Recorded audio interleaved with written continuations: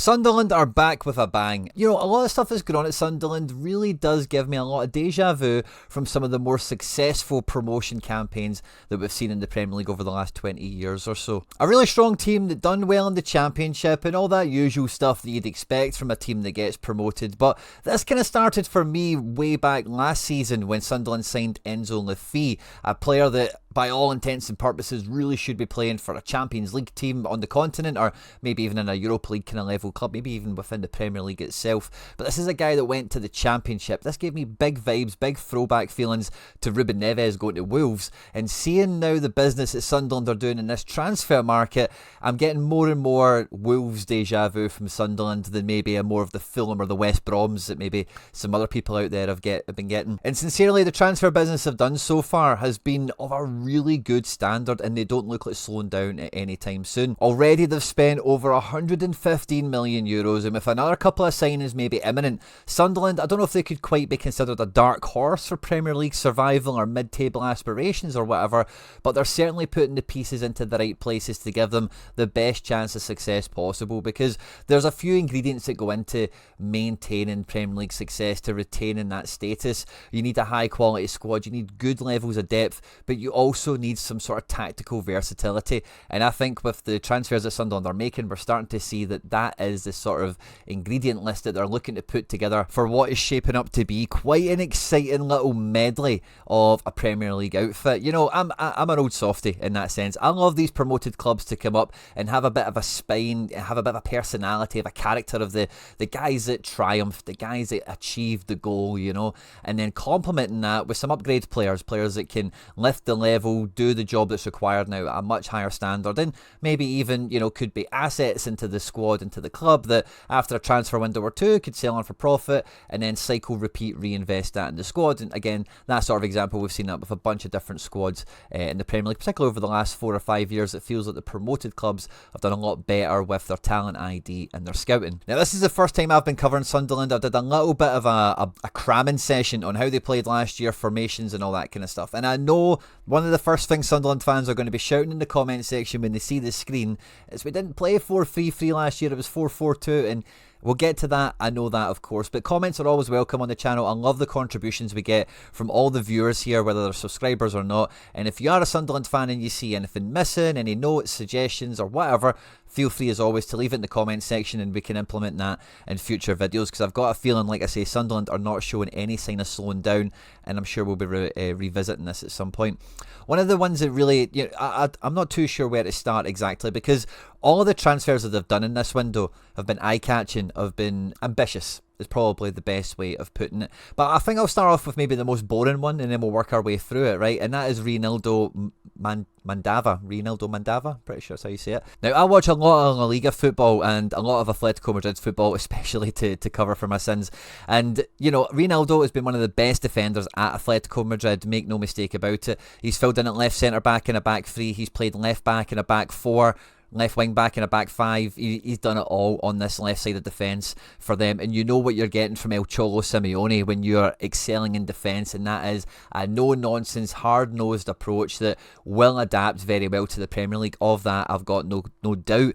And when you're looking at these teams that look to retain Premier League status, you need to have a hard-nosed, fast and ready defence that will take no prisoners and keep the goals out when possible. And I think this is a great leader type of a character to come in. Although he's not from like a high-ranking country and have all the, you know, have international credentials or whatever, he did win the league with Lille not too long ago when, you know, PSG were in town. Mauricio Pochettino, so you know, you can maybe connect the dots a little bit on that one. Sven Botman was in that team, who's obviously now at the rivals, obviously at Newcastle. But that Lille team was very, very good, did punch above its weight or whatever. But again, this guy has won the title in an unfancied side. You know, it's maybe a bit early days for you guys to be thinking about that, of course.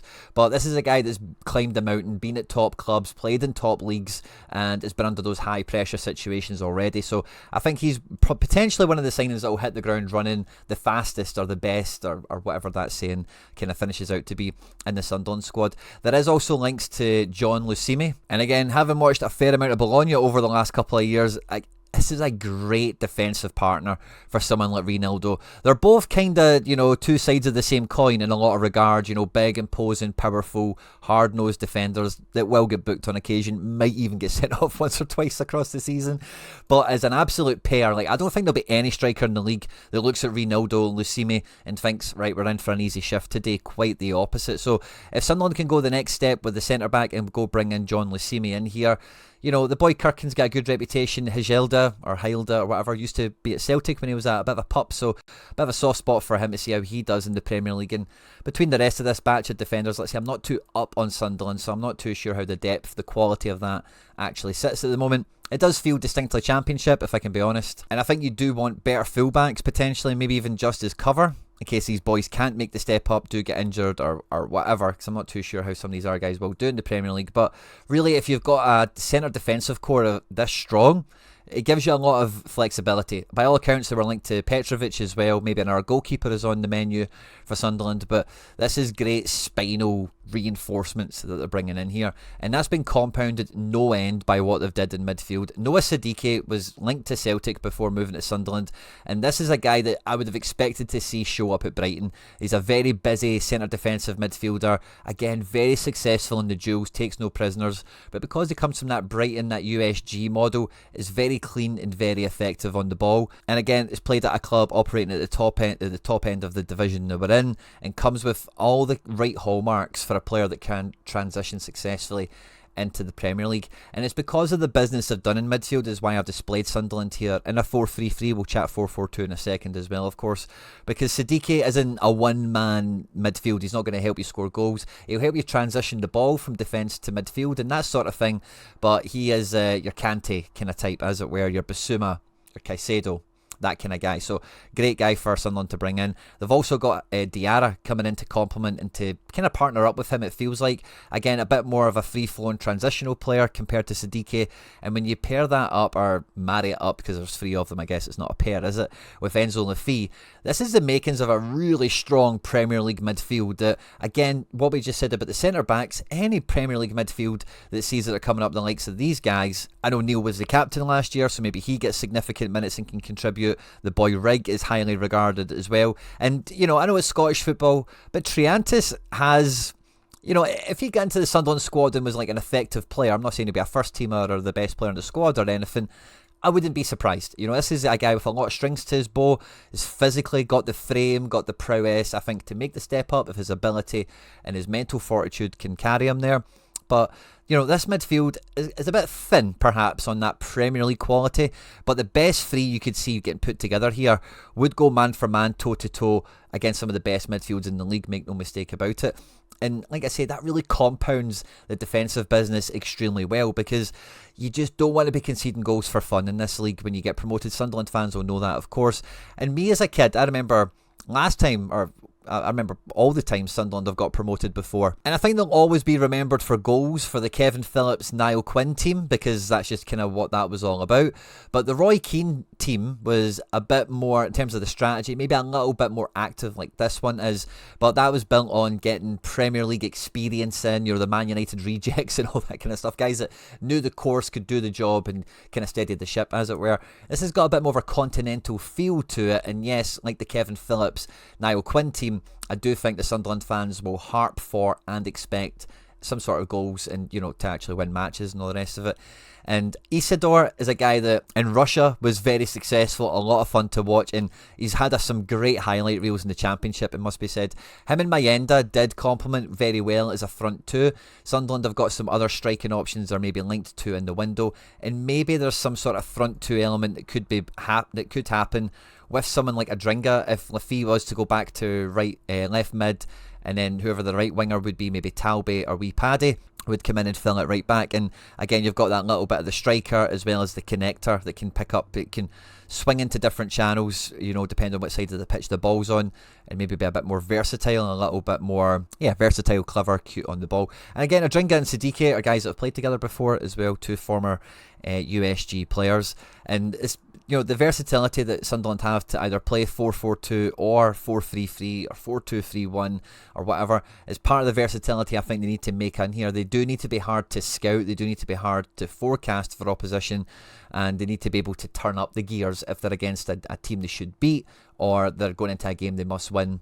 That sort of thing. So a little bit of depth in midfield, and maybe you just kind of round off the edges here in defence, you upgrade the goalkeeper, whatever it might be. It then does become all attention on the front line, because as much as Isidore and Mayenda have earned their right to have a shot in the Premier League, I'd put Paddy Roberts in the same category. Again, I'm a huge Paddy Roberts fan. Mundo can have a lot of versatility in the squad as well, but there's not a lot of goals here. You know that already coming into the league. There needs to be more goals come into this lineup here, because Talbi, although he was very impressive last year, a bit of a wonder kid, a bit of a coup of a purchase for Sunderland, I don't think he's Premier League ready. I don't think he's going to kick Paddy Roberts out of this team.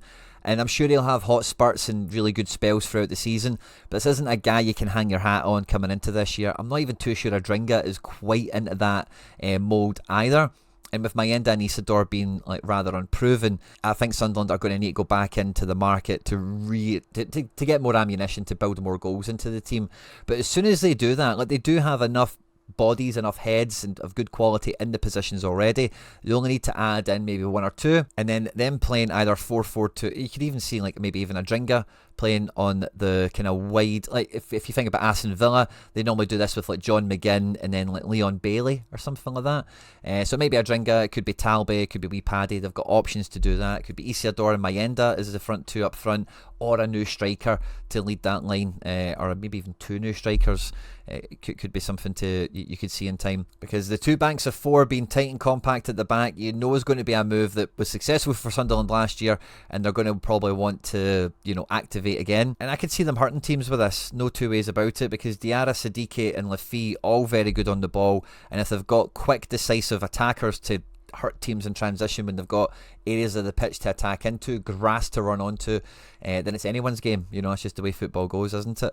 So I think things are exciting for Sunderland. I think they've given themselves every chance so far of retaining Premier League status, of avoiding relegation, but this is very much a team on paper at the moment. It does need the final defensive reinforcement, a little bit more goals added in up front before the team on paper probably translates the way Sunderland fans hope it will to the pitch. And with 115 million euros spent already, Sunderland are breaking records for how much money is being spent in the first season, and just Premier League teams in general. So let's see how much more money they commit to the cause. If they keep this level up, guys like Sadiki, Diarra, Reinildo, Lucime, like we've mentioned already, these are European caliber players. And I was given the Wolves deja vu example before. That team that got promoted added in Diego Jota, gone but not forgotten, Raul Jimenez, Nelson Semedo, Ryan Aït-Nouri. It added in a lot of really fun and exciting players.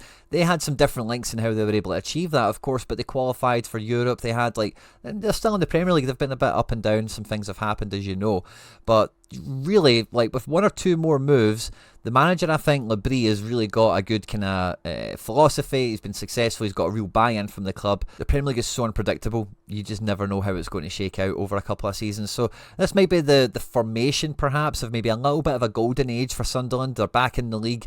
They're getting in high-quality, young prospects as well. None of these guys are at the tail end of their career, quite the opposite. And, it must be exciting times for Sunderland fans, because I don't see that many promoted teams being this ambitious. And the ones that are, there's always that risk that it blows up in your face. But more often than not, they end up being successful, retaining their status and living to fight another day, as it were. And yeah, I'm really excited by the Sunderland project. It'll be really fun to see how it progresses throughout the rest of the summer. And just something has popped into my head thinking about the whole Niall Quinn, Kevin Phillips thing. Dominic Calvert-Lewin is on the chopping block. He's in the transfer market. I think he fancies himself to maybe move up the food chain in the Premier League, as it were. But if there was a Niall Quinn kind of guy around, it's maybe Dominic Calvert-Lewin, isn't it? So yeah, maybe that's a wee one, just a wee thought that's occurred to me. Be interesting to see what they do in the window as well. Of course, on screen and now is some other stuff that I've made that YouTube thinks you might enjoy. Don't forget to jump into the comment section and let me know who Sunderland are going to go after, who should they go after, anything I've got right or wrong in the video, thoughts, feelings, takeaways, all that good stuff, guys. If you did enjoy the video, please do hit a like, subscribe for more, all that good stuff. Stay out of trouble, and I'll catch you on the next one.